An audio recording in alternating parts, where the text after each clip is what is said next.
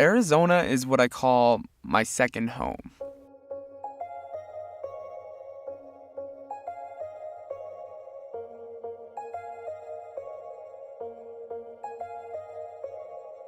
It's a little different from what I'm used to. For starters, the desert, the warmth, and the occasional cactus.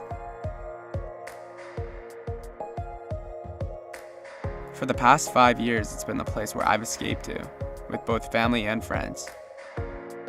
Throughout that time, I've done my best to document those moments, from the original GoPro to the GoPro 7. I was sick in the hospital this past trip, so I didn't do too much, but normally this is how the trips go.